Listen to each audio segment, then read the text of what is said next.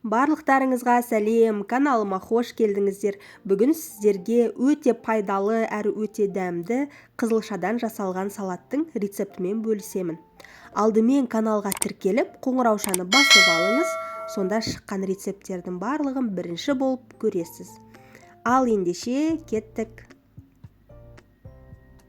Ең алдымен бізге керек ингредиенттер, ол әрине қызылша, және кунжут керек, сарымсақ керек, сұйық май, қант, кориандр, кристаллик, және тұз керек, және де уксус керек. Ең алдымен қызылшамызды дайындап алайық. Ол үшін бізде осындай шамамен орташа көлемдегі 3 қызылшаны 20 минуттай ғана қайнатып пісіріп аламыз. Біз жалпы қызылшаны 1 сағат көлемінде пісіреміз ғой, толық пісу үшін. Ал бұл жерде біз жартылай пісіреміз, сондықтан 15-20 минут жеткілікті. Және де осындай теркадан қызылшамызды өткізіп аламыз.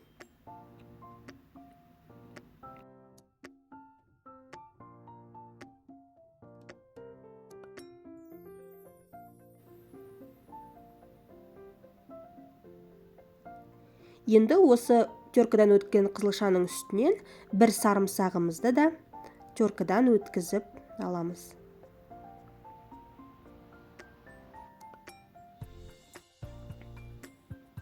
Енді осының үстіне тұзымызды, жарты шай қасық тұзды барлық жеріне жеткізетіндей етіп сеуіп шығамыз. 1 шай қасық кориандр мен жарты шай қасық кристалликті да сеуіп шығамыз. Және де 1 шай қасық қантымызды. Қант осы жолы тұздан 2 есе көп емес, себебі біздің қызылшамыздың өзі тәтті, сондықтан 1 шай қасық қант жеткілікті. Және де кунжутты себеміз. Бұл жерде 1 ас қасықтай, 1,5 ас қасықтай кунжут. Кунжутты алдын ала қуырып алсаңыздар да болады, немесе осындай ақ күйінде қоссаңыздар да болады. Енді 1 шай қасық уксусымызды. Видеода көріп тұрғандарыңыздай, шай қасықты қатты толтырмаймыз. Жарты шай қасықтан кішкене көбірек уксус. Және де 2 ас қасық сұйық майымызды құямыз. Сұйық майды салқын күйінде құямыз, қыздырып ысытпаймыз. Енді осының барлығын жақсылап араластырамыз, және де өзіңіздің қалауыңыз бойынша жасыл пияз, немесе кинза қосуға болады, сельдерей қосуға болады. Артық болмайды егер қоссаңыз. Мен тек қана шамалы жасыл пияз қостым. Пиязымызды да жақсылап турап аламыз.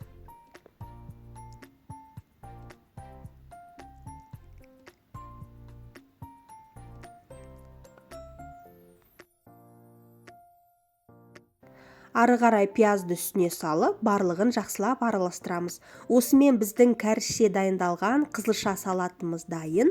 Өте пайдалы, себебі қызылша жартылай шикі болғандықтан пайдасы 2 есе болады. Дайындалуы да өте оңай, жасап көріңіздер.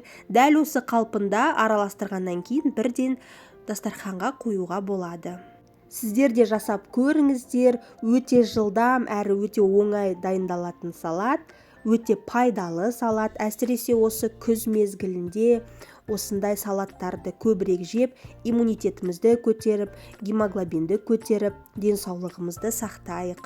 Назарларыңызға рахмет. Видео ұнаса лайк басып, комментарий қалдыруды ұмытпаңыздар. Сау болыңыздар.